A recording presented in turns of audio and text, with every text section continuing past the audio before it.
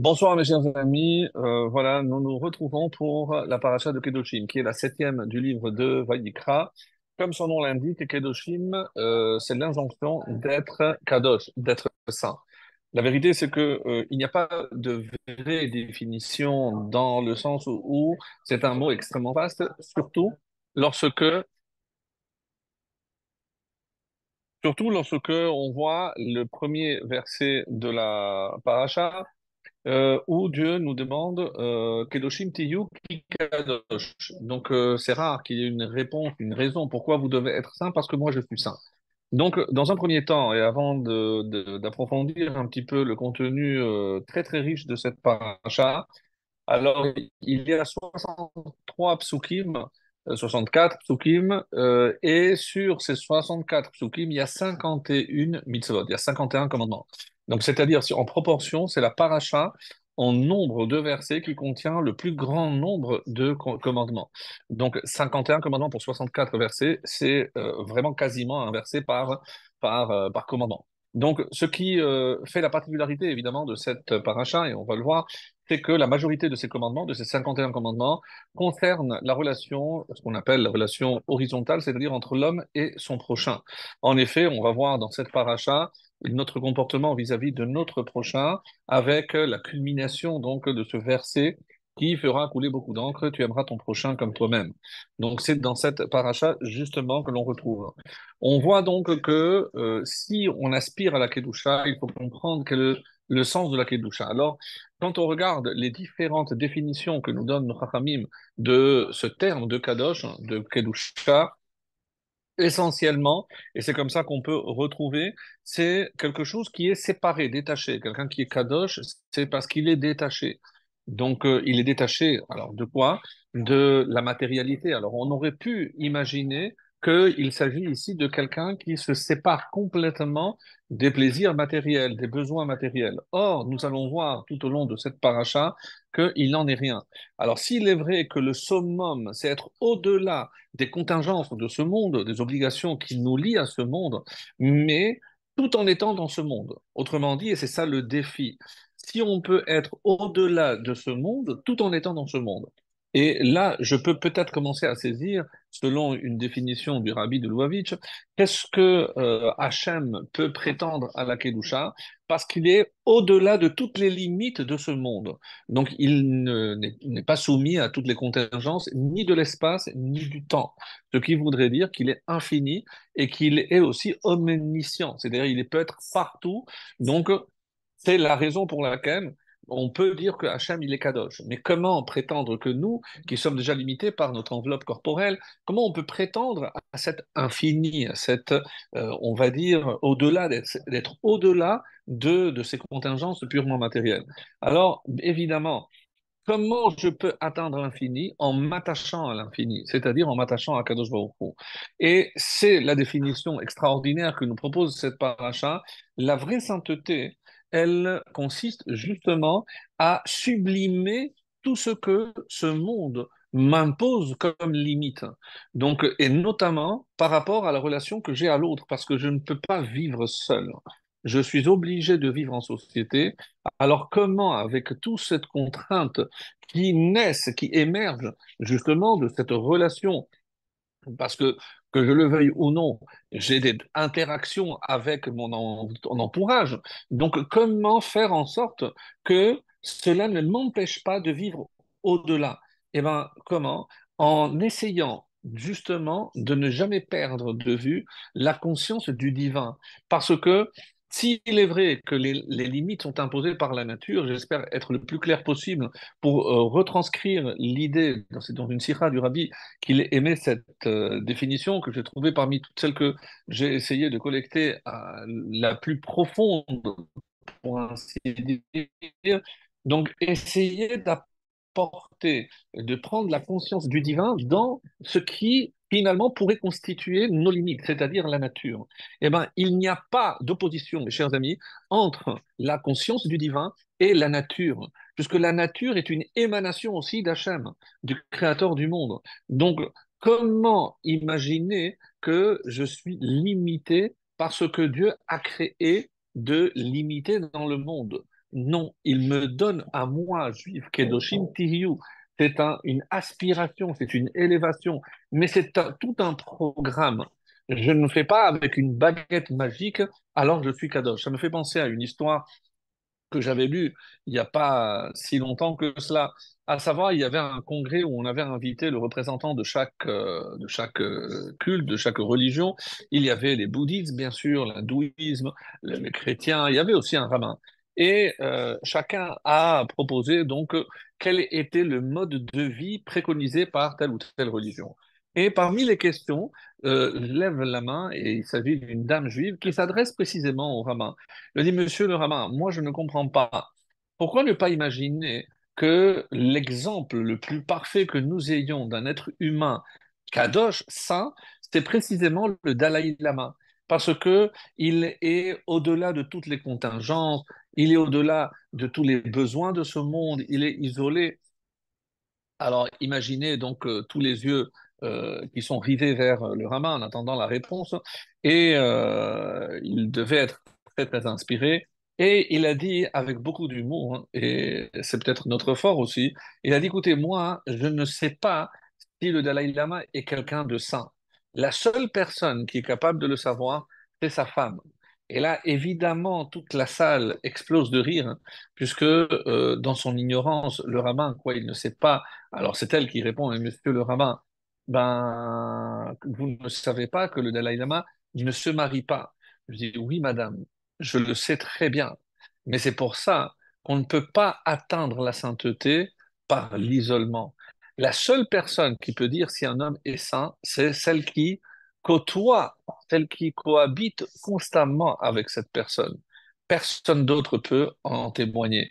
S'il rentre chez lui le soir pour trouver les hiboux et les choux, ben, il est clair que personne ne peut attester de la sainteté puisque il vit seul. Et quelqu'un de seul, d'ailleurs la Torah le condamne, l'otov heyot adam levado, donc c'est la première fois que la Torah définit quelque chose qui n'est pas bien, c'est qu'un homme soit seul. Donc un homme sans femme, et il est charouille sans Torah, il ne peut pas prétendre à aspirer à la Kedusha, et on va essayer de voir aussi ce soir pourquoi ça doit passer par le conjoint.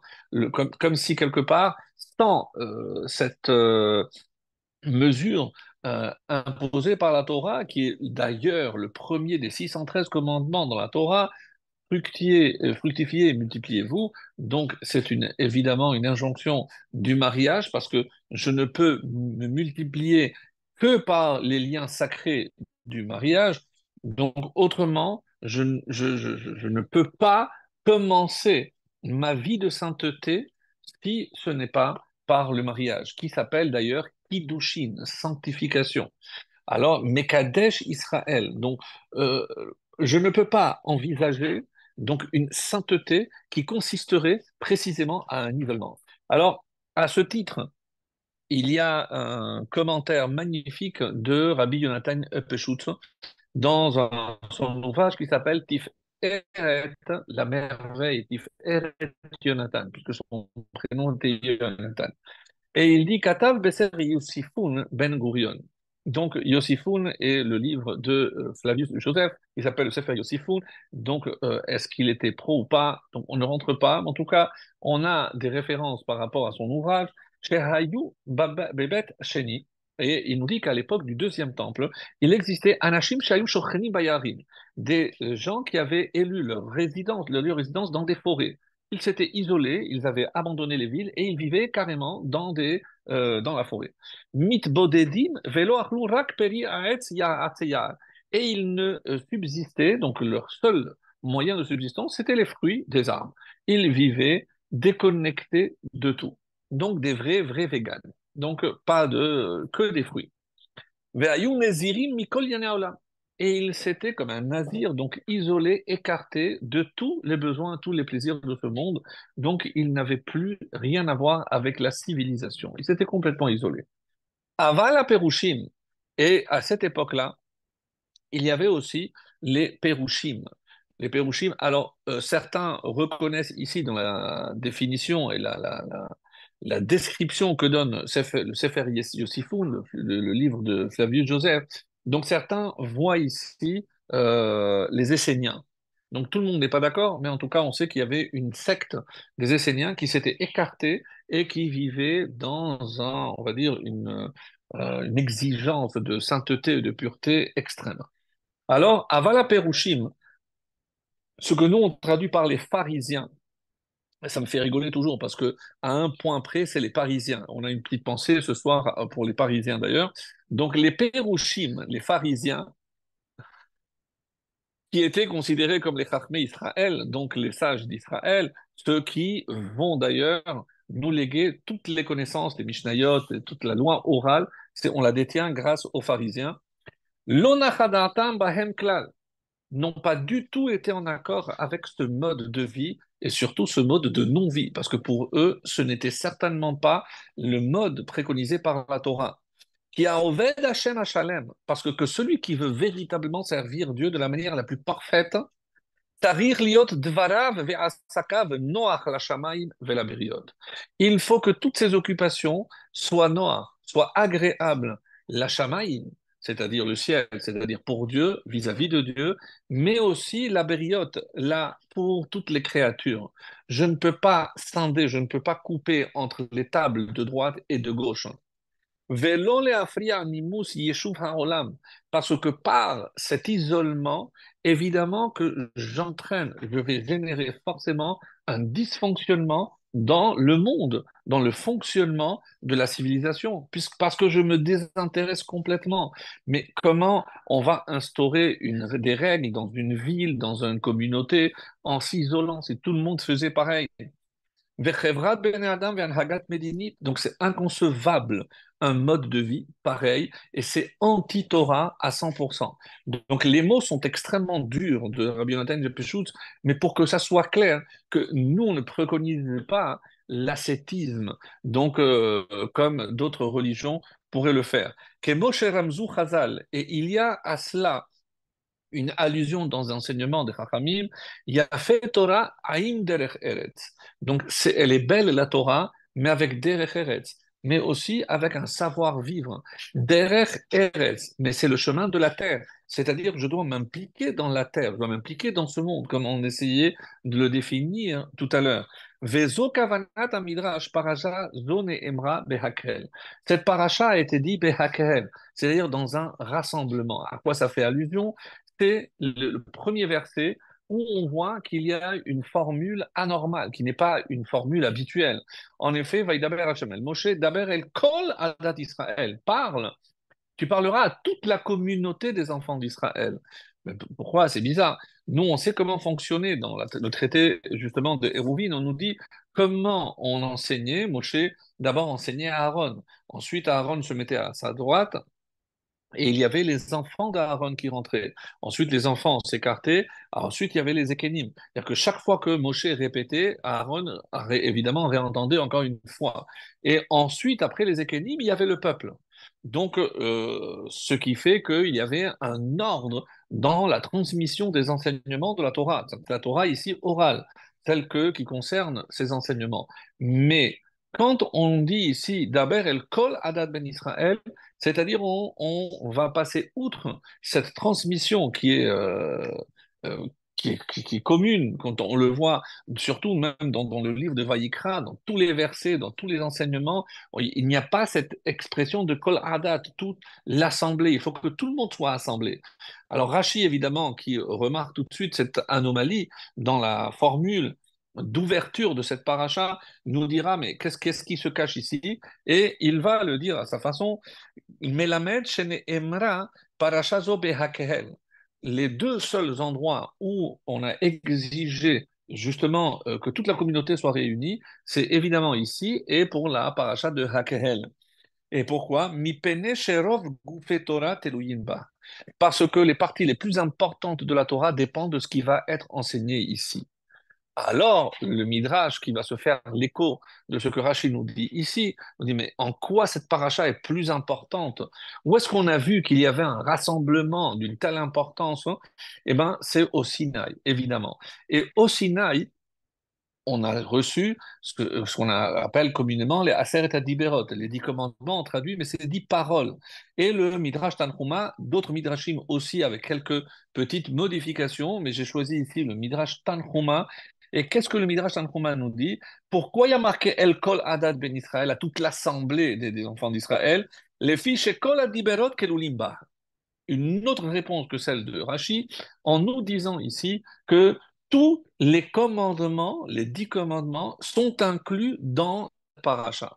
Alors, où est-ce qu'on les retrouve? Et je ne vais pas tous les faire, mais par exemple, il est écrit Anochi Hashem Elokecha, je suis l'Éternel ton Dieu. Et qu'est-ce qu'on va trouver ici? Ça, je ne fais que citer le Midrash. Ani Hashem Elokechem. Donc, il y a un parallèle. De la même façon, il y a marqué Lo Yelecha, tu n'auras pas d'autre Dieu. Qu'est-ce qu'il y a marqué? Al Tifnu Elalim. Ne vous vous adressez pas à des statues, à des idoles. Bediberot ketiv, lotirtsar, tu ne commettras pas de meurtre. Mais ici, il y a marqué lotamod al dam berecha, tu ne seras pas responsable du sang versé de ton prochain. Là-bas, il y a marqué loterane bereacha, tu ne porteras pas un faux témoignage. Et ici, il y a marqué lotelech rachi, tu n'iras pas en col portant. Et le dernier aussi est très intéressant, puisqu'il est marqué lotarmod. Et vous pouvez chercher dans cette paracha, il n'y a pas l'otarmod, tu ne convoiteras pas. Et quel est le parallèle que fait le Midrash? Extraordinaire, ve'ahavta l'echa kamocha. C'est-à-dire convoiter le bien de quelqu'un, peu importe quel bien appartenant à mon prochain, c'est enfreindre, tu aimeras ton prochain comme toi-même.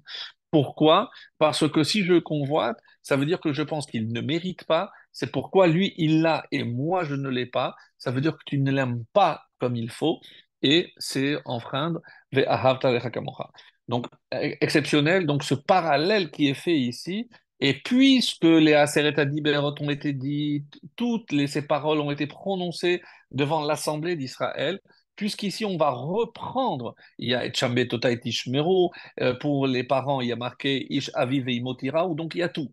Donc j'ai omis, évidemment, pour écourter, mais il y a tout, tous les commandements. Donc le Midrash se fait un point d'honneur de voir donc tout ce parallèle pour nous montrer que si le Mahamad Arsina et le fait que tous les enfants d'Israël étaient réunis pour recevoir la Torah, eh ben ici, il fallait tous les réunir parce que ce qu'on va entendre a la même importance, le même poids que les Aseret Adiberot. Et à ce propos, je me permets de vous rappeler un petit détail, on va dire pas anodin, parce que rien n'est anodin dans la Haggadah, mais elle n'est pas si loin, donc il y a encore les échos de la Haggadah. Si Dieu nous avait fait venir jusqu'au mont Sinaï et qu'il ne nous avait pas donné la Torah, d'Ayenu. Alors, qu'est-ce que ça aurait fait?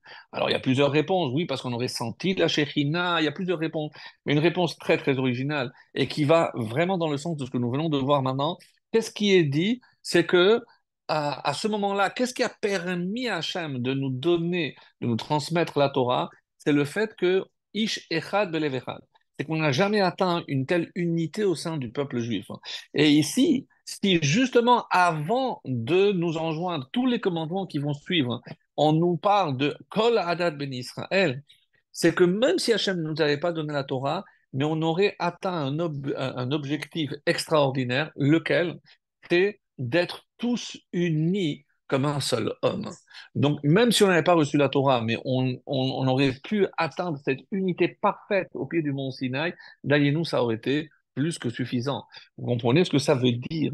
Ça veut dire que même avant la Torah, et c'est pour ça que les Chachamim disent que Derech Eretz kadma la Torah. Le Derech Eretz précède le don de la Torah. Et à cela, l'appui que apporte nos Chachamim, c'est le fait qu'on a commencé les Chamisha Chumshe Torah, les 5 livres du Pentateuch, par le livre de Bereshit, qui nous parle du comportement des Avot, des patriarches.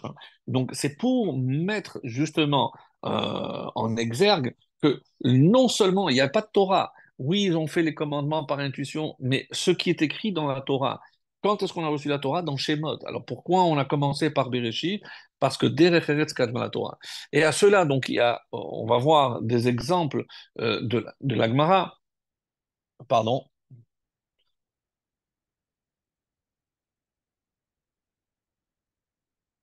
On va voir cette notion même de Derech Eretz dans un personnage clé dans toute la Torah orale qu'on va voir aussi si on fait un petit lien avec la période que nous avons commencé, je fais évidemment allusion à la période du Homer, et cette période un peu particulière qui, comme le Ramban le décrit, aurait dû être une période empreinte de joie uniquement. Pourquoi?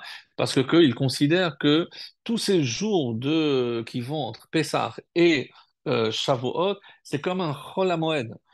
C'est justement ces jours qui permettent de faire le lien entre la fête de Shavuot et la fête de Pessah, comme si tous les jours intermédiaires étaient de Chol HaMoed. Donc, c'est pour nous montrer le lien extraordinaire qu'il y a entre ces deux fêtes, puisque c'est une étape. On ne peut pas imaginer que le processus qui a démarré avec la sortie d'Égypte aboutira évidemment au pied du mont Sinaï lorsque on écoutera les Aseret Hadiberot. Et toute cette période va être malheureusement, donc comme vous le savez, empreinte maintenant de ce deuil, le deuil pour les 24 000 élèves de Rabbi Akiva. Alors, on en dira peut-être un petit mot, mais je voudrais avancer juste dans ce que le Rambam Maïmonide nous dit. Concernant le commandement qu'on a mis en parallèle avec l'Otir Tsar, ne commet pas de meurtre, dans la paracha, on voit ici un exemple assez étonnant. Lo ta'amod al damrecha. Tu ne peux pas rester indifférent, on peut traduire comme ça, du sang de ton prochain. Alors, ça va être l'origine d'une loi, même dans le civil, même chez les nations. Alors, pas partout, mais nous, on connaît, et la traduction en termes, on va dire, de loi civile, c'est non-assistance à personne en danger. Si je vois quelqu'un qui est en danger, et c'est d'ailleurs la définition que donnera Rachi en disant et en précisant à quoi ça fait allusion, l'irod bemitato, c'est que tu vois sa mort, ve'ata yachol le'atzilo, et que tu as la possibilité de le sauver. Et donc, si tu ne fais rien, tu te rends coupable de la mort de ton prochain. C'est évidemment, alors quand je dis que c'est un parallèle, parce que la Torah considérera que si tu étais présent à ce moment-là précis, où tu as vu ce qui était en train de se dérouler et le malheur auquel l'autre est soumis, donc il est en train de mourir et tu as la capacité, la possibilité de le sauver, comment je sais que j'ai la possibilité? Eh bien, par exemple, le Baal Shem Tov donnera une réponse étonnante s'il en est. Il dit parce que si tu te trouves à cet endroit-là, précisément à cet instant-là, c'est parce que Hachem a voulu que tu vois pour te mettre à l'épreuve, est-ce que tu vas intervenir ou pas? Et donc, c'est la meilleure réponse puisque je ne sais pas quel est mon devoir, où est la limite de mon implication à l'égard des autres, jusqu'où ça va. Eh bien, tout simplement, c'est là où tu es responsable de tout ce que tu vois. Parce que si Hachem t'a permis de voir, c'est que tu as la possibilité aussi d'agir. Et donc, c'est ce que Rashi dit ici explicitement, Ve'ata yachol lehatzilo. Mais d'où il sait, Rashi, que je peux le sauver. Comment il va deviner? Peut-être que je ne suis pas un bon nageur si quelqu'un est en train de se noyer. Non. Si Hachem t'a mis à cet instant-là, à ce moment-là, ata yachol lehatzilo. C'est parce que tu as la capacité de le sauver. Et si tu ne fais rien, et malheureusement, alors vous allez vous dire, oui, mais vous vous rendez compte, si chaque fois qu'il y a un accrochage dans la rue, Laura Leno, un accident, moi je suis pas médecin, je ne sais pas, il y a un médecin qui s'arrêtera, il y aura l'ambulance, il y aura un... Donc, oui, mais peut-être que c'est une question de secondes. Et si il y a les premiers gestes de secourisme que tout le monde devrait connaître, eh ben, ça peut sauver une personne. Donc, ne pas minimiser le rôle que nous avons à jouer face à cette halakha ici qui est extrêmement, extrêmement dure. Et c'est pour ça que je vais vous lire ce que Rambam dit. Et où est-ce qu'il parle de ça? Dans Hilchot Rotzea, dans les règles qui parlent du meurtrier. Kol hayachol le'atzil velo itzil. Quiconque a la possibilité de sauver et il ne sauve pas. Envers al lotamod al damrecha.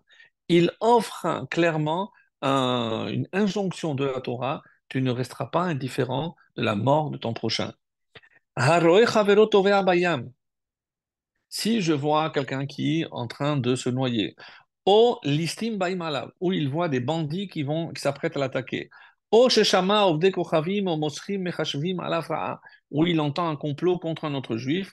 O sheyada beoved kochavim shehu ba al chavero. Et de tous les cas qu'il présente ici rentrent dans la catégorie de je dois m'impliquer et sauver.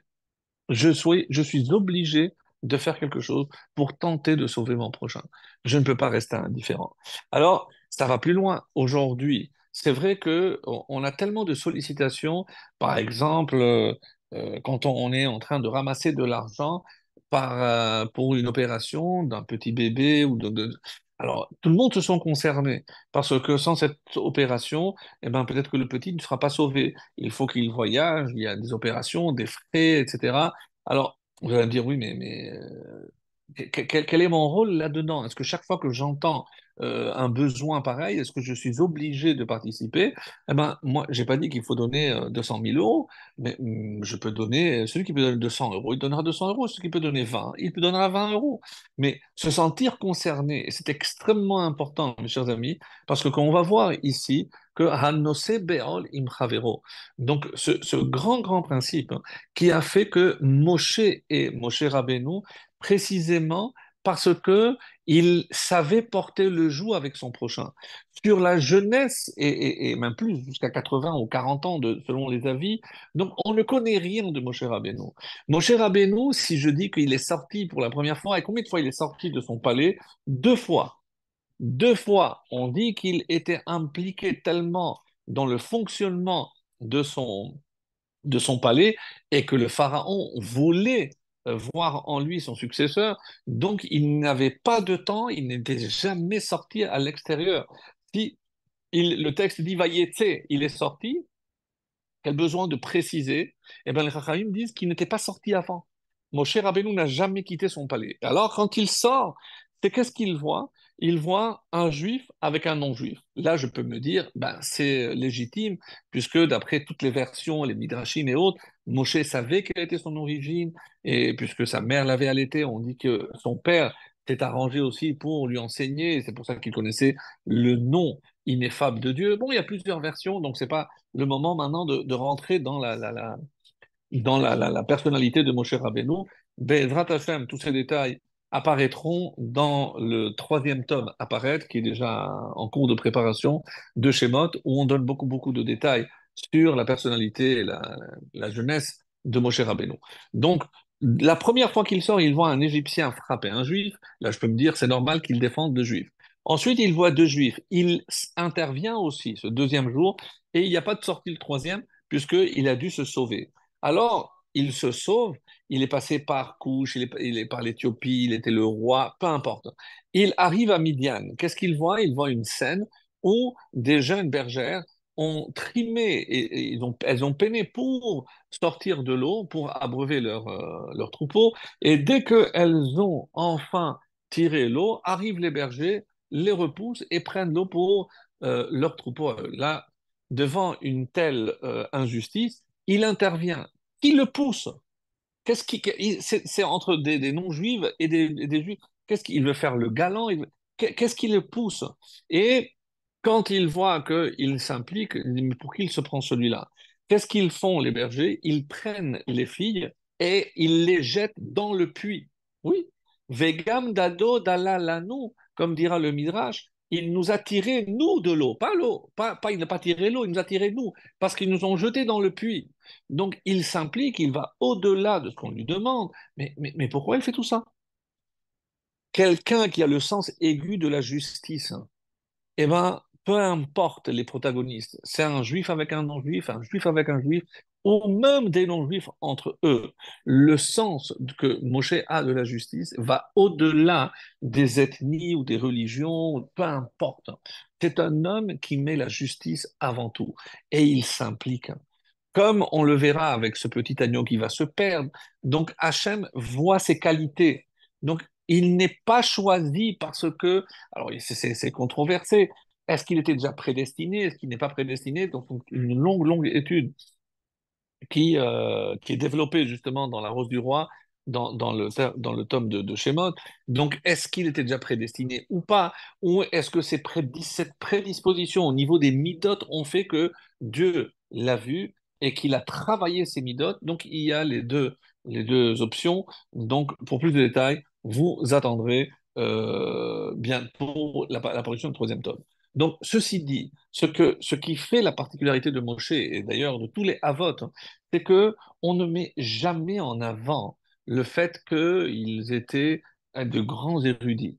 Lorsqu'on parle d'un gadol de la Torah, rarement on parle de sa mémoire ou de ses capacités cognitives, tout simplement parce que ça, c'est un don divin. Donc, qu'est-ce qu'on va mettre en avant? C'est son comportement humain, son comportement à l'égard de ses proches, comment il se comportait, etc. C'est ça qui marque la différence.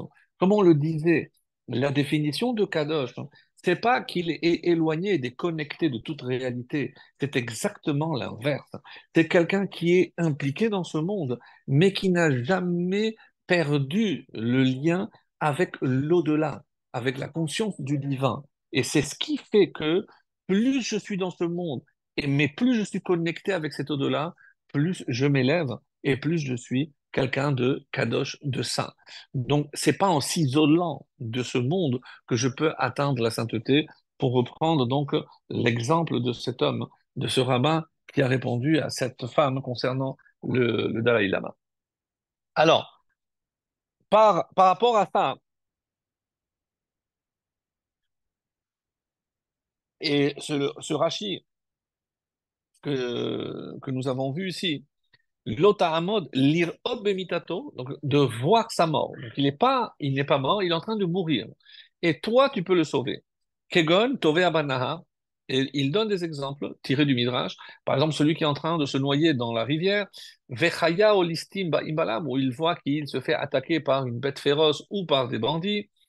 Et c'est comme ça que dans le traité de Sanhedrin, dans la page 73, Lota Amod, on reprend cet enseignement, et qu'est-ce qui a marqué? Lota Amod Atsemecha Aldamo El Hatzilehu.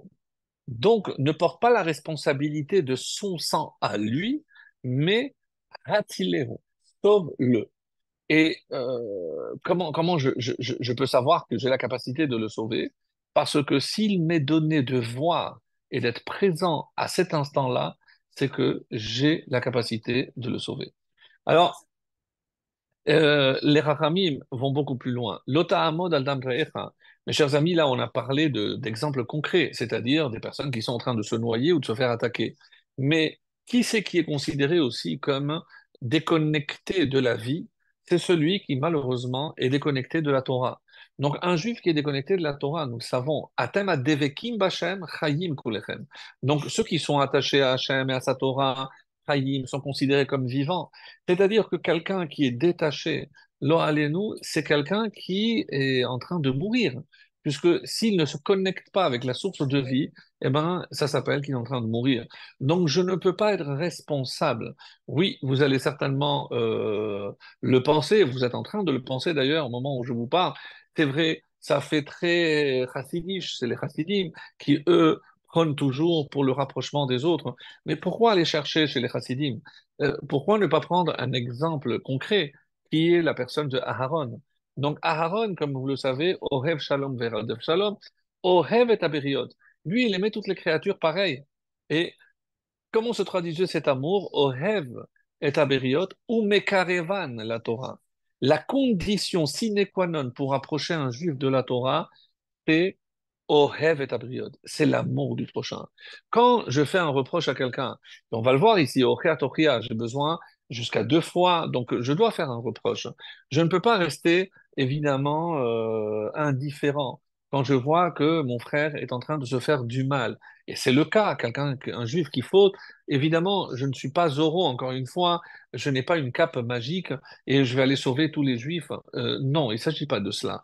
Mais comme le dit le Baal Shem Tov, donc je dois tirer un enseignement de tout ce qui m'entoure, de tout ce que je vois. L'exemple que j'avais déjà donné de ce chassid qui rentre dans une auberge, il voit deux soulards en train de se dire non, tu m'aimes pas. Je te dis que oui, mais Boris, tu sais bien, non, Ivan, tu es un menteur. Alors je te dis que je t'aime. Ah bon? Alors si tu m'aimes vraiment, dis-moi ce qui me manque. Et ce chassid, lorsqu'il a entendu ça, fait-il, il a dit, mais quelle belle définition. Quelle est la définition d'aimer l'autre? C'est sentir ses besoins, sentir ses carences, de quoi l'autre a besoin. Et si je peux justement avancer, devancer les besoins de l'autre avant qu'il ne les exprime, puisque une fois qu'il me le demande, évidemment, ça n'a plus la même valeur. Mais si j'arrive à devancer les besoins de l'autre, et vous comprenez que c'est une des clés de la réussite dans un couple, le véritable amour, c'est pas dire je t'aime ma chérie ou utiliser des termes très très beaux. Non, c'est dans l'action. Et lorsque je sais que mon conjoint a besoin de ceci ou de cela, si je devance ces besoins-là, ça c'est le véritable signe d'amour. La chassidoute va encore plus loin. Comment je sais que j'aime Hachem? C'est lorsque j'aime ses créatures, j'aime ses enfants. Donc aimer Hachem se traduit souvent par aimer ses enfants. Quand je prouve à Hachem que j'aime ses enfants, je suis en train de lui dire j'aime ces créatures. Qu'est-ce qui a marqué à la fin? Et on nommait souvent la fin de ce passouk. Ve'ahavta l'elecha kamocha, ani Hachem Elokecha. Donc, quel rapport? Pourquoi je dis dans dans le verset, c'est clair, comme c'est marqué, euh, Ve'ahavta lekamocha, ani Hashem. Quel rapport? Pourquoi ani Hashem? Tu aimeras ton prochain, je suis l'Éternel. Quel rapport? Je dis parce que c'est comme ça que tu m'acceptes comme ton Dieu. C'est quand je vois que tu aimes ton prochain, c'est-à-dire que tu as accompli justement la mitzvah que j'étais enjointe, laquelle? D'aimer ton prochain comme toi-même. Lorsque je vois que tu aimes ton prochain comme toi-même, alors ani Hashem, là, je suis vraiment ton Dieu. Quand nous voyons, par exemple, nous avons parlé des 10 commandements, il y a un détail extrêmement beau. Je pense qu'on l'avait dit, mais bon, on se prépare aussi à Shavuot d'une certaine manière avec le Homer et avec ses parachiotes, qui sont évidemment des préparations indispensables. Pourquoi on commence à lire les Pirkei Avot, nous dit Rabbi Shmuel de Ozaïda, l'auteur du commentaire Midrash Shmuel, eh ben, il nous dit justement parce que comme il y a marqué Derech Eretz Kadma la Torah, que le Derech Eretz a devancé la Torah, et que la Torah nous a été donnée à Shavuot, donc avant de recevoir la Torah, il y a le Derech Eretz. Donc toute la lecture des Pirkei Avot, des Maximes des Pères, c'est justement atteindre cet objectif hein, de savoir, pas, non pas ce que je dois faire ou ce que je ne dois pas faire, mais qu'est-ce que je dois être et ne pas être. Ça, c'est Pirkei Avot. Dans Pirkei Avot, il n'y a pas de halachot. Il n'y a pas, comme dans toutes les autres Mishnayot, des lois concrètes. Qu'est-ce que je dois faire, qu'est-ce que je ne dois pas faire, qu'est-ce qui est interdit, qu'est-ce qui est permis. Non, c'est pas le but des Pirkei Avot, et c'est ça toute la spécificité extraordinaire donc de ces maximes des pères, de ces Pirkei Avot. On en parlera si Dieu veut. Mais c'est quoi justement? C'est précisément la préparation au don de la Torah. Donc, à la fin des Pirkei Avot, ce 6e chapitre qui a été rajouté par nos Chachamim, Shanu Chachamim Bilshan Mishnah, il y a marqué qu'il y a 48 portes, donc 48 portiques ou mesures pour acquérir la Torah. Donc la Torah peut s'acquérir par 48 façons, et une d'elles, c'est justement Nosé Be'ol Imchavero, celui qui porte le joug avec son prochain. Je vous pose la question, mais quel rapport? Qu'est-ce que ça veut dire que parce que je ressens de l'empathie avec mon prochain, alors ça veut dire que je reçois la Torah? Mais quel rapport? Est-ce que vous saviez que les Nessi'im ont été choisis parmi les Shotrim? Qui étaient les Shotrim? C'est policiers, littéralement. C'est lorsqu'on était esclave en Égypte. Les policiers, c'est l'interface entre les esclaves et euh, les chefs égyptiens. Et donc, si jamais le quota, par exemple, de la fabrication de briques n'était pas atteint, qui recevait, qui prenait des coups, eh ben, c'était justement ces chotrim. Et Hachem a dit, eux qui ont porté les coups qui devaient atteindre le peuple juif, eux méritent aujourd'hui de diriger le peuple, et c'est parmi eux que les Nessim ont été choisis. Plus tard, on va voir, par exemple, que pour le Sanhedrin, de même, donc, il y avait cette exigence d'empathie avec le prochain, et parce que ça fait partie des kinyanim, des acquisitions, il y a 48 façons d'acquérir la Torah, et même si je ne vois pas forcément le lien entre le fait d'avoir de l'empathie avec mon prochain et recevoir la Torah, parce que si je ne suis pas capable d'accomplir l'amour de mon prochain, Ani Hachem, je ne peux pas rajouter Ani Hachem. Dans les 10 commandements, je disais, il y a combien de lettres? 620. À quoi cela fait-il allusion d'après nos Chachamim? On nous dit qu'il y a 613 commandements et il y a les 7 commandements des Chachamim, c'est-à-dire toutes les lois qui ont été rajoutées, la bracha sur la Hanouka, la bracha sur la Megillah, les Tilat Yadayim, l'allumage des bougies, le Hérouv. Donc les 7 qui ont été rajoutés, ce qui fait au total 620. Alors, lorsque je regarde la répartition, les 5 de droite et les 5 de gauche. Cette explication est celle du Malbim, le Malbim qui donne cette explication merveilleuse. Il nous dit, il y a quelque chose que je n'ai pas très bien comprise. Laquelle? Lorsque, par exemple, je regarde la taille, lorsque je regarde le contenu, combien de lettres il y a à droite et combien de lettres il y a à gauche. Alors, il y a une tradition, et on peut vérifier facilement, c'est qu'à gauche, c'est-à-dire entre les commandements, entre l'homme et son prochain, il y a Paz. Paz, c'est 87. Il y a 87 lettres. Alors, combien il y a à droite? Ben, vous ferez la soustraction. 620 moins 87. Donc, on est à plus de 500. Alors, attention. Mais si je dis qu'à droite, il y a plus de 500 lettres et qu'à gauche, il y a 87, mais comment c'est possible? Comment c'est possible? C'est complètement disproportionné.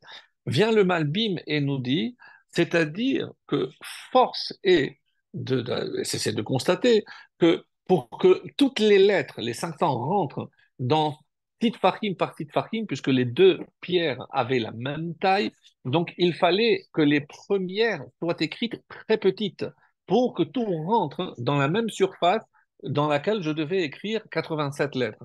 Et du coup, les 87 lettres, pour remplir toute la pierre, avait une taille nettement plus grande que les commandements de droite. Vient le Malbim et nous dit comment je dois interpréter cette anomalie, pour ainsi dire. Et il a dit pour que je comprenne que même aux yeux de Dieu, mon comportement vis-à-vis de mon prochain occupe plus de place, littéralement, mais aussi au sens figuré. C'est-à-dire que pour Hachem, c'est plus important mon comportement à l'égard de mon prochain que justement avec Hachem lui-même. Parce que c'est facile d'être exigeant au niveau, par exemple, de la cache-route. Je peux augmenter, je peux faire ceci, décider de manger que du lait observé, du lait chameau, de manger que de la viande halak bet Yosef. Ça, c'est très bien. Mais est-ce que je serai aussi regardant de tout ce qui rentre comme tout ce qui sort? Eh bien, ça, c'est une autre affaire. Et évidemment, comme c'est quelque chose qui ne concerne pas, à mes yeux, tellement ce que... Mais c'est pourtant ce qui est écrit, l'hôtelier Rachil. Faites très attention. Quand on voit tous les avertissements qui sont donnés dans cette paracha aux juges, attention lorsque tu vois rentrer les deux parties, ne te laisse pas impressionner parce que un est pauvre et mal habillé, et l'autre a des vêtements très coûteux. Donc, obligatoirement et inconsciemment, tu seras enclin de favoriser celui qui, à tes yeux, apparemment, est plus riche. Donc, il faut faire très, très attention et encore une fois, ici, la dérive arrive très très vite. C'est pour ça qu'il y a énormément d'avertissements aussi dans cette paracha concernant le juge. Mais on est tous juges, parce que malheureusement, on s'érige aussi comme juge de notre prochain.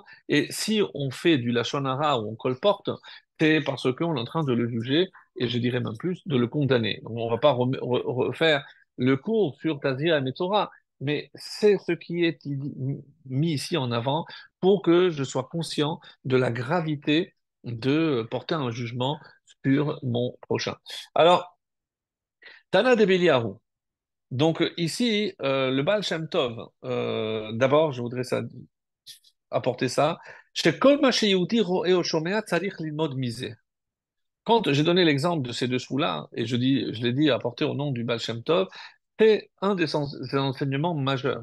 Tout ce qu'un juif voit et entend doit être une source d'enseignement pour lui. Et c'est ce que l'allusion que Rashi a utilisée, lire haute bemitato. pourquoi je me trouve au moment où cette personne est en train de mourir, de se noyer ou de se faire attaquer? Ve'ata yachol latzilo, deha beha talia. C'est parce que justement, c'est lié. Le fait que toi tu vois, le fait de ce qui est en train de se passer, c'est lié. Hachem a voulu que tu vois. Zegufa shata ro'eh traversa besakanat mita, zochacha shata yachol latzo. Quelle est la preuve que je dois ou je peux le sauver? C'est le fait que je peux le voir. Il m'a été donné, donc ce que je disais au début, c'est l'enseignement du Baal Shem Tov. Shenitan lecha koach lehatzilo. Et si tu te dis, attention, ne te dérobe pas, parce que si tu te trouves à ce moment-là, c'est qu'Hachem t'a donné les kochot, les forces nécessaires pour sauver ton prochain. Deim loken madouar erou lechazot. Parce que si ce n'était pas le cas, pourquoi Hachem a voulu que tu vois cette scène? Pourquoi? Pour aller raconter à tes enfants? Non. Hare lo bara kadosh baruch hu davar echad levatala. Hachem n'a rien créé en vain, et même le fait que tu aies pu regarder, c'est la meilleure preuve qu'il a voulu que tu vois ça. Donc la question que je viens de poser, pourquoi Hachem m'a mis à ce moment-là ici? Eh bien, c'est pour que tu viennes sauver cette personne-là. Et lorsque une des façons de venir en aide à son prochain, on le sait, c'est aussi de lui donner la tzedaka. Donc, il y a sous plusieurs formes, on va le voir ici dans cette paracha, mais il y a un texte dans Tana Debe Eliyahu, qui est enseigné dans la maison de Eliyahu Navi. Yesh le Adam mezonot harbe betoch beto.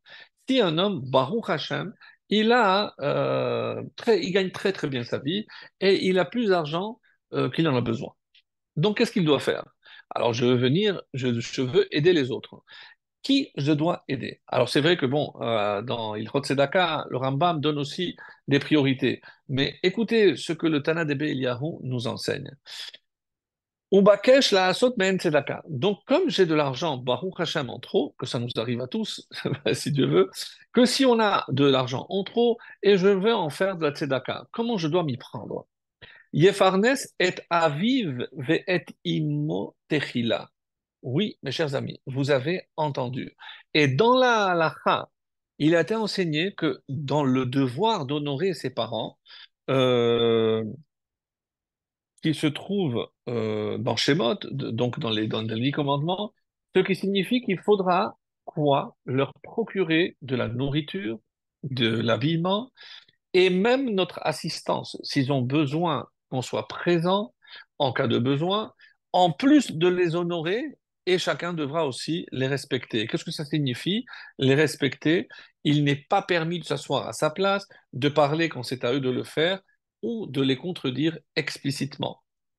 Alors, mais il faut savoir que vous êtes dispensé de voir d'honorer parents chaque fois que cela entrerait en conflit avec l'obligation, dit Dieu, de m'obéir à moi. Par exemple, si un de vos parents vous dit de transgresser le Shabbat, alors vous ne devez pas lui obéir. Donc, s'il y a une contradiction entre ce que Hachem demande et ce que le parent demande, donc c'est Hachem qui a priorité. Cela paraît une évidence. Alors, je dois commencer par mes parents. Et on oublie souvent, parce que quand on se dit que si le fils a bien réussi, eh ben, ça veut dire que les parents, non, les parents n'ont pas forcément eu de grands moyens. Le fils, c'est l'ancienne affaire, Baruch Hashem, il a très bien réussi. Il ne faut pas oublier de subvenir aux besoins de ses parents. Ensuite, Veimotir, s'il y en a encore, Yefarnes et Echav et Achoto. Il s'occupera de ses frères et sœurs. Quoi? Avant de ses enfants, je suis en train de lire textuellement ce que le Tana de Béliarou nous dit. Oui, les parents d'abord, les frères et les sœurs, veim rotir, et s'il reste, benebeto. Alors oui, après, il y a ses enfants. Ses enfants viennent après les parents et après les frères et sœurs. Ça peut nous surprendre. Veim rotir, Baruch Hashem, il en a encore. Yefarnes et Bene Mishparto. Alors il peut étendre à sa famille plus large, des oncles, des tantes, donc toute sa famille. Ve'imotir, Hashem, quand il a vu ça, il lui a encore rajouté. Alors et Bene Shechunato. Donc il va s'occuper de sa Shechuna, comme on dit, son quartier.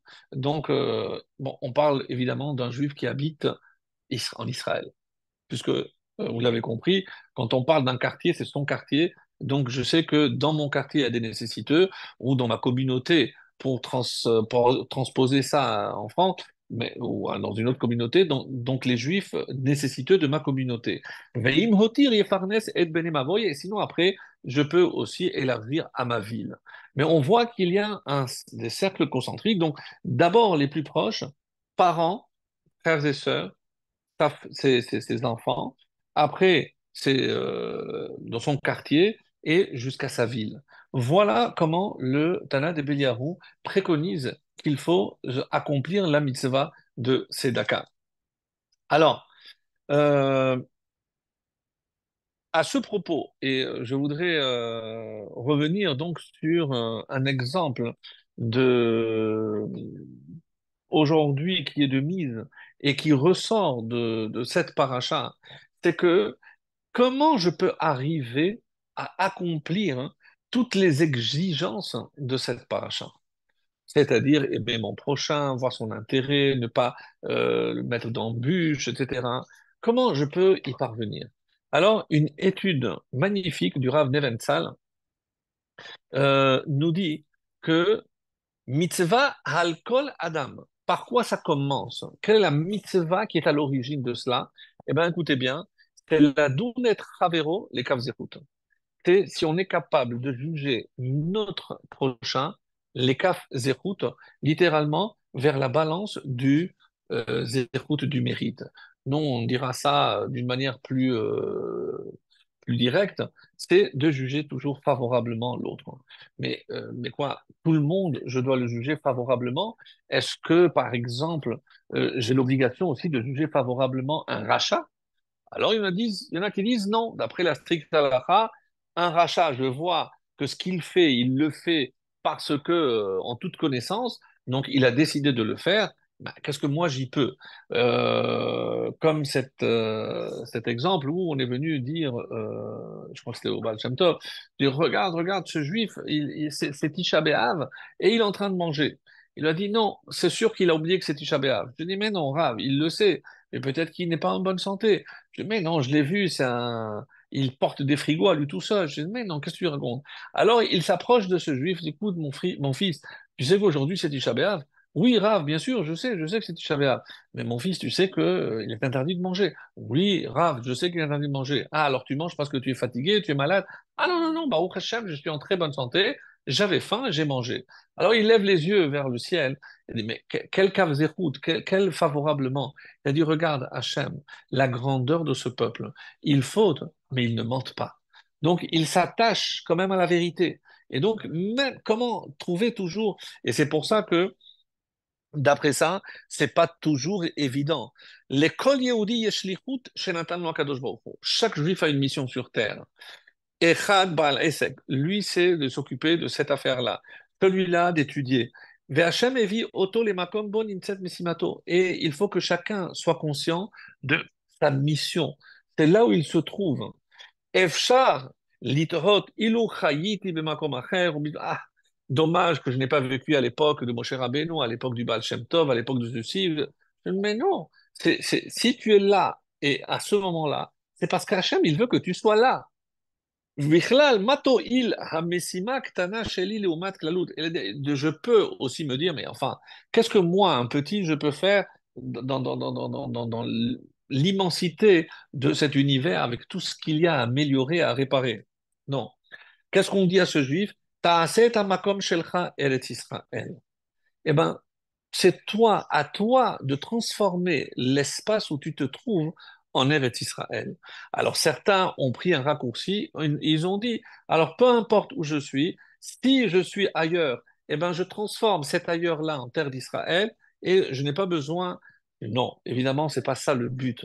Mais quand je dis que c'est le terre d'Israël, de manière à ce que je me dise que pour l'instant, si je suis là, il faut que ça soit justifié que par mon comportement, je puisse apporter quelque chose au clal Israël. Si c'est uniquement dans mon intérêt, parce que je regarde mon confort, parce que je regarde mon profit, c'est pas du tout le but. C'est pas ça une messima. C'est ce qu'il va dire. Atafkit shelchahu, lo ledamien makore. Et arrête d'imaginer qu'est-ce qui se passe ailleurs. Ah, si. j'étais rabbin à Dubaï ou si j'étais rabbin à je ne sais où, eh ben là, je gagnerais 4 fois plus, je serais beaucoup plus riche. Mais je dis, mais non, si tu es là, alors occupe-toi de là, c'est qu'Hachem il veut que tu sois là. Et alors, déjà, fais ce que tu as à faire là où tu es. Donc, et arrête d'imaginer qu'est-ce que ça aurait pu être de mieux ou ailleurs, etc. בנקודה אחרת בזמן. יש להפוך לארץ ישראל את המקום שלך בכל רגע מהזמן שלך, donc c'est-à-dire donner, et pourquoi on dit Eretz Israël Ratzon, c'est c'est là que tu dois exprimer justement ta volonté. Vous savez, lorsque on a procédé à la répartition de la terre d'Israël, on dit qu'il y a eu un goral. Donc, comment on a affecté telle partie à telle tribu, etc. Pourquoi? Donc, on a d'abord réparti la terre d'Israël en 12.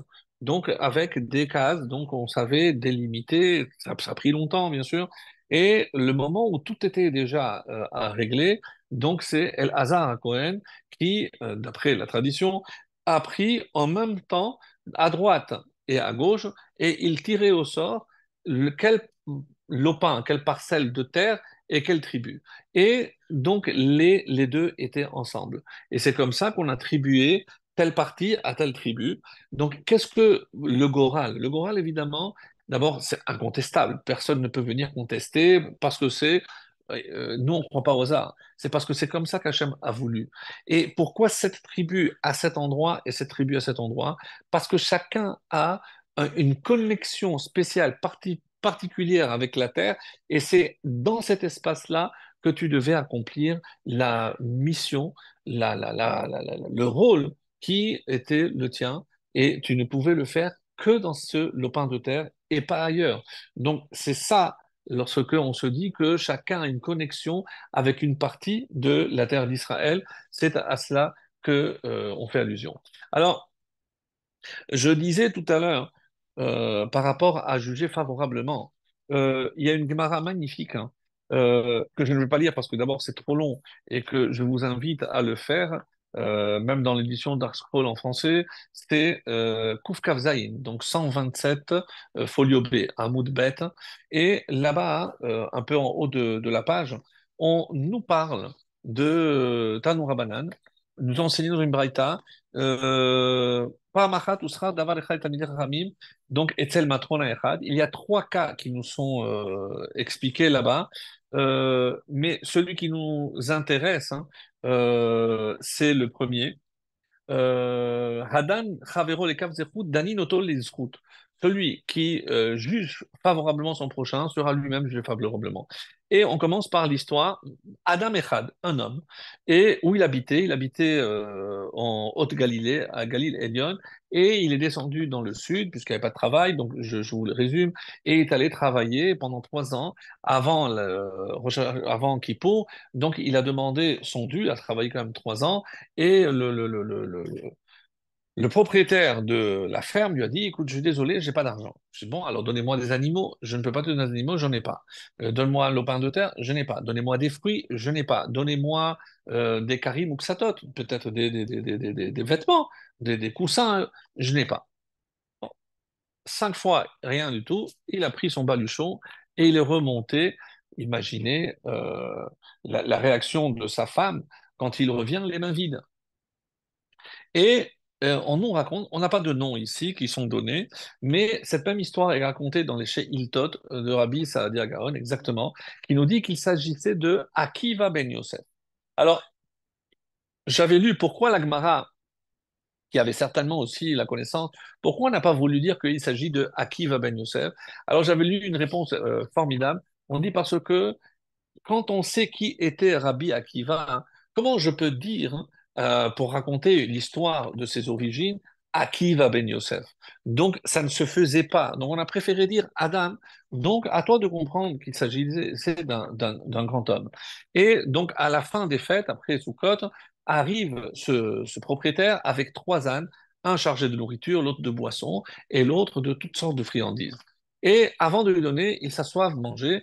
Les deux s'assoient pour manger et il lui dit, quand je t'ai dit que je n'avais pas d'argent, qu'est-ce que tu as pensé? Je pensais que vous avez investi pour chaque chose. Il lui dit, je pensais que ceci, je pensais que cela. Donc il a donné une réponse à chaque chose. Il lui dit, Ha'avoda, je t'assure C'est exactement comme ça. Et de la même façon que tu m'as jugé favorablement, eh ben, je voudrais que toi aussi, tu sois toujours jugé favorablement. Cet homme était Akiva ben Youssef, d'après la Sheilta, et il deviendra évidemment, vous imaginez, Rabbi Akiva. Rabbi Akiva, qui est le maître de la Torah orale. On dit que quand Moshe est monté chercher la Torah, il a vu qu'Hachem était en train de mettre des couronnes sur les lettres. Il lui a dit, mais pourquoi tu fais ça, Hachem? Il lui a dit, parce qu'il y aura un homme qui viendra expliquer chacune de ces couronnes. Qui c'est? Rabbi Akiva. Je mets, qui c'est? Ton-toi. Et il a vu que Rabbi Akiva donnait une leçon à laquelle il n'a rien compris. Il a dit, mais si tu as quelqu'un comme lui, pourquoi tu m'as choisi pas pour de la Torah? Écoute, c'est pas tes oignons pour l'instant, toi en ton temps, lui en son temps. Et donc ça, c'est Rabbi Akiva. Alors, sachez déjà, mes chers amis, que lorsqu'on dit qu'on porte le deuil, on ne porte pas le deuil sur les 24 000 élèves. Donc, c'est pas 24 000 simples élèves, il s'agit de 24 000 Tanaïm. Donc, c'est des sages de la Mishnah, donc des gens immenses. Imaginez avec les 5 seulement qu'il a récupérés, comme nous le raconte la Gemara, donc, dont Rabbi Meir Balanès, etc. Donc imaginez ça aurait pu être avec les 24 000. D'accord, mais on sait très bien que on ne fait pas 33 jours, 1800 ans après, on fait encore 33 jours de deuil sur ça. Non. Le vrai deuil, explique nos Chachamim, c'est pas sur la perte des sages, c'est sur la perte de la Torah. Alors, soit la Torah hypothétique, regardez tout ce qu'on a reçu de Torah orale à travers 5 élèves. Qu'est-ce que ça aurait pu être à travers 24 000? Inimaginable. D'autre part, on nous dit, puisque on a fait allusion à cet épisode où Hachem lui a dit qu'il est en train de faire des tagim, des couronnes. Et il viendra un homme qui expliquera chacune de ces couronnes. Mes amis, où sont les explications de ces couronnes? Ben, elles ont été enterrées avec les 24 000. Et on a l'impression que Rabbi Akiva n'a pas transmis à ses derniers 5 élèves les connaissances de ces taggim, puisqu'elles ne nous sont pas parvenues. On ne connaît pas. Donc, on ne prend pas le deuil pour les personnes 1800 ans après. Non, mais c'est pour la Torah qu'on a perdu. C'est pour ça, il faut comprendre ici, comme la Gemara nous dit, il nous donnera d'autres exemples aussi de Kavzerut. Qu'est-ce que c'est Kavzerut? Juger favorablement des élèves qui voient un comportement un peu suspect de leur maître avec des femmes et il leur dit, qu'est-ce que vous avez pensé? Nous, on a pensé ça. Ils ont toujours cherché à juger favorablement. Donc, pour le Baal Shem Tov, même un rachat, je dois toujours chercher des moyens de le juger favorablement. Parce que si la Gemara affirme que même le rachat, il est rempli de mérites comme une grenade, c'est que moi, je ne suis pas capable de voir ces mérites. Je ne vois ou je ne me laisse malheureusement impressionner que par ce qu'il n'a pas, parce qu'il se comporte comme ceci, il comporte cela. C'est extrêmement difficile. Vraiment, mes chers amis, c'est très difficile. Alors, c'est ce qu'il dit ici, le Rav Nebensan. C'est la dounet travero les kavzechut. C'est savoir juger favorablement. Et par la suite, il donnera un exemple magnifique par rapport aux frères de Yosef. Lorsqu'ils se trouvent devant celui qui ne savent pas encore que c'est leur frère. Et il leur dit, ils ne comprennent pas pourquoi ils s'obstinent à nous accuser, et jusqu'au moment où ils reconnaissent on reconnaît être notre faute. Ils ont reconnu, mais quelle faute ils ont reconnu?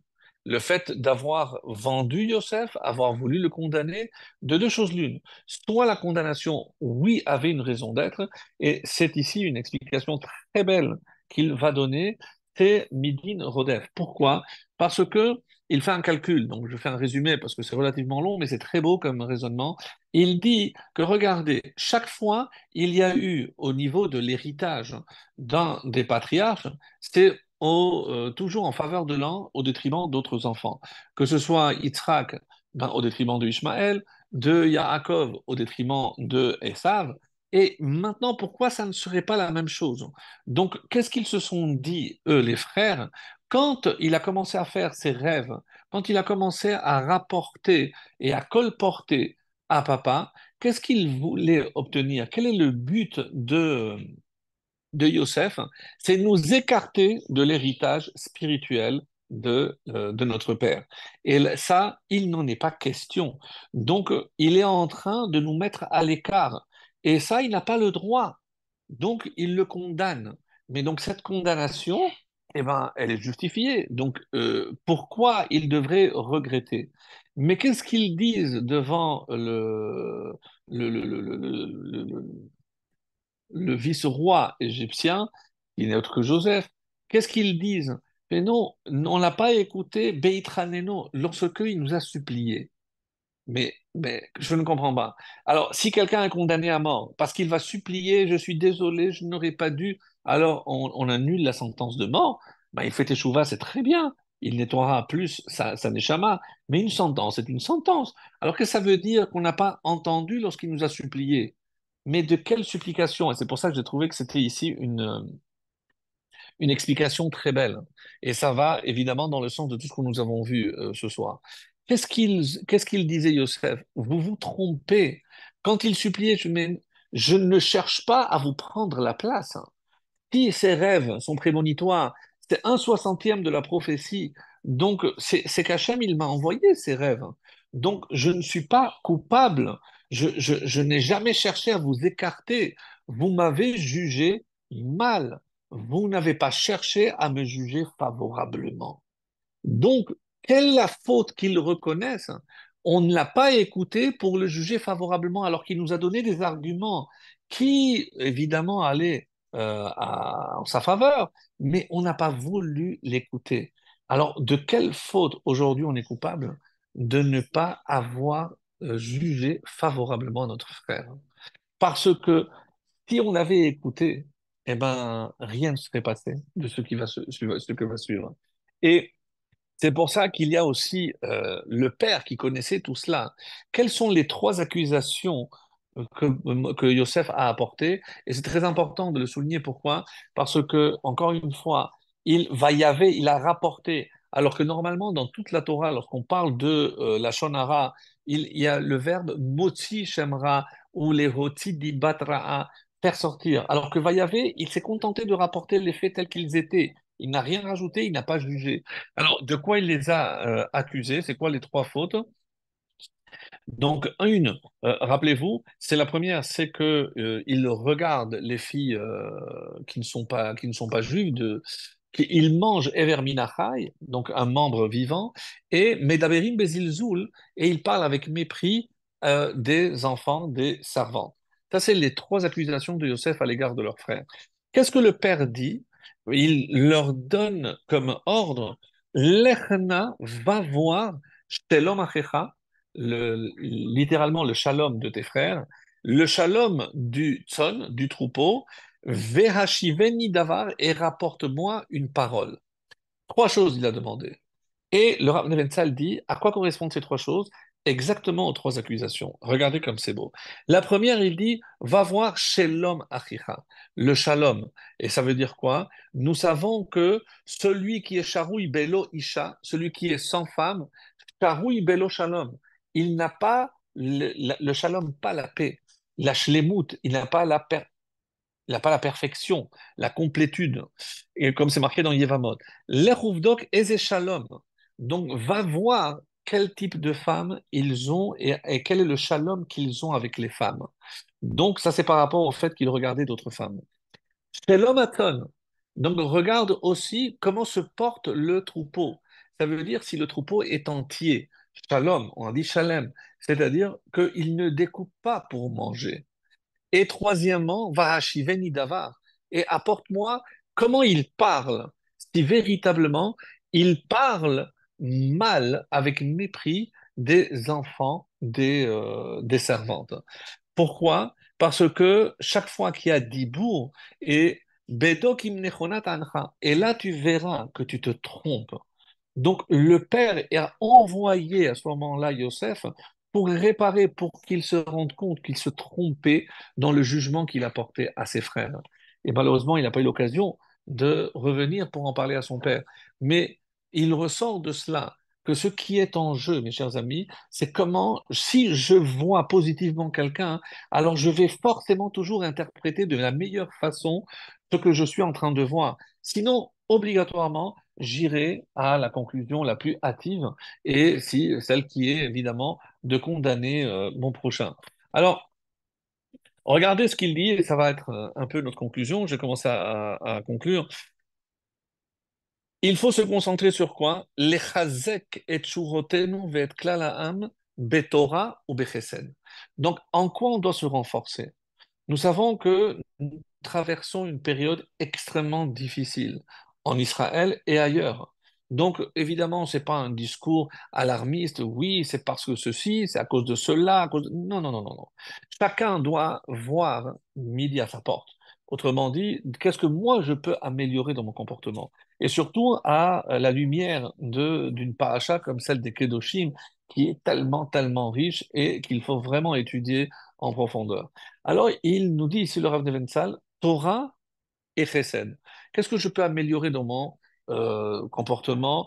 Est-ce que je dois étudier un peu plus, améliorer mon respect de Shabbat, mon ceci? Ça, c'est Torah. Ça, c'est vis-à-vis de Dieu. Précède la bonté, l'empathie.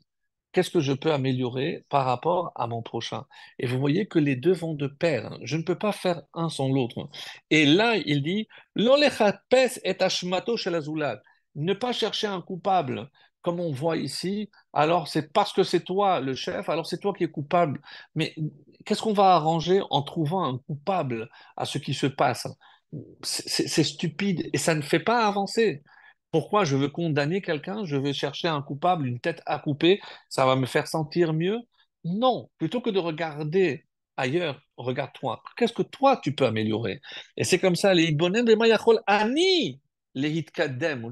Qu'est-ce que je peux moi apporter? Qu'est-ce que je peux encore améliorer? Comment je peux aider? Acheret. Parce que si tout le monde pense que la faute, c'est justement à cause de son prochain, eh bien, qu'est-ce qui va se passer? Alula ha'emet lehit galgot, mais lorsque la vérité va jaillir, ce sera trop tard. C'est ça qu'il dit ici. Et c'est pour ça qu'il donne un très très bel exemple de Rabbi Simcha Zissel de Kelem, le sabbat de Kelem. Et il dit, dans le psaume 126, il est écrit, Beshuv Hashem et Tzivat Tzion, lorsque Dieu, alors la traduction pour que ça colle, on traduit comme ça, et c'est la traduction que vous avez trouvée. Quand Dieu ramena les captifs de Tzion, nous étions comme des gens qui rêvaient. Mais c'est une prophétie. Beshuv Hashem et Tzivat Tzion. Quand Dieu ramènera les captifs de Sion, c'est-à-dire tous ceux qui ont été exilés, Hayin ou Kecholmim, on était comme dans un rêve. Mais ça colle pas. Si je traduis le début au futur, qu'est-ce qu'on aurait dû dire? Nihye Kecholmim. On sera comme des gens qui rêvent. Mais je ne peux pas dire qu'on va ramener les captifs et ce sera comme si je rêvais. Alors il donne un machal. C'est quoi ce machal? Une parabole.